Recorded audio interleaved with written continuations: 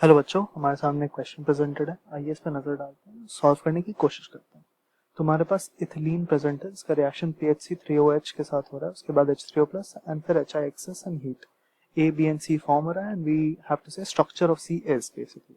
सो C का structure बताना है, फाइनल स्ट्रक्चर जो C का होगा वो हमें बताना है। आइए इस क्वेश्चन को सॉल्व करने की कोशिश करते हैं। Question is not that difficult, question easy है।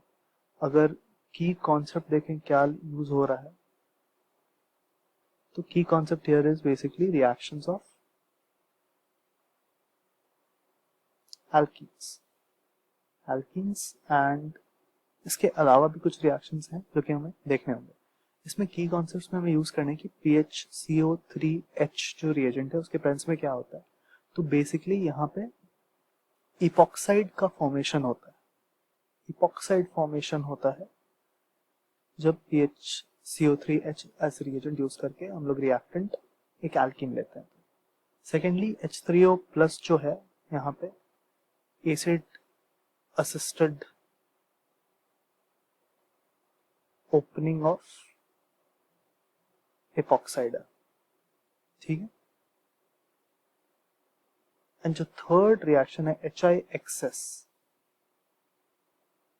हीट के प्रेजेंस में, उसमें बेसिकली डाई आयोडाइड का फॉर्मेशन होगा एंड हीट क्या करेगा, उसे ब्रेक कर देगा।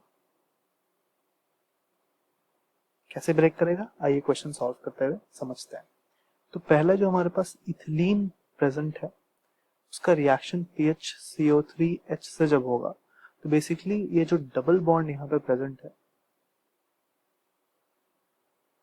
ये जो डबल बॉन्ड यहाँ पे प्रेजेंट है, ये ब्रेक होकर कुछ ये बन जाएगा। एज ए साइड एपॉक्साइड का फॉर्मेशन हो जाएगा।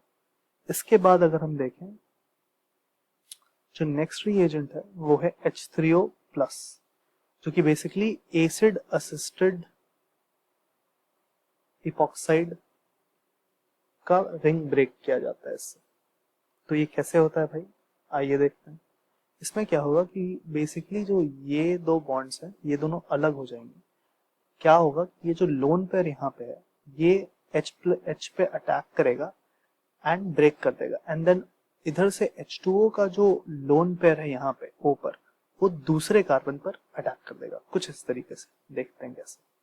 पहले H प्लस पे अटैक हुआ तो CH2 यहाँ आया एंड जो ये O है यहाँ से H जुड़ गया, यहाँ पे एक पॉजिटिव चार्ज आ गया। अब क्या होगा, जो H2O का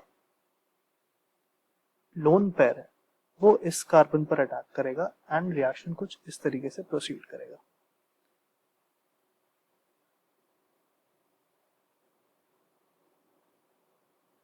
ठीक है, एंड ऑब्वियसली ये बॉन्ड ब्रेक हो जाएगा।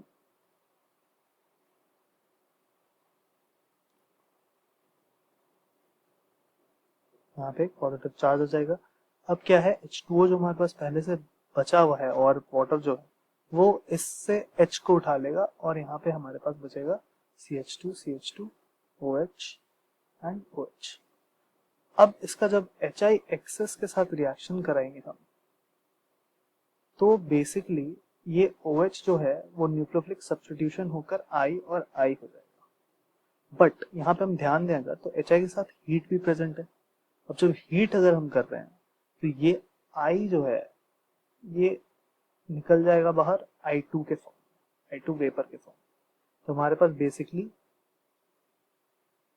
इथिलीन वापस आ जाएगा, इथीन वापस आ जाएगा basically. This is the final answer.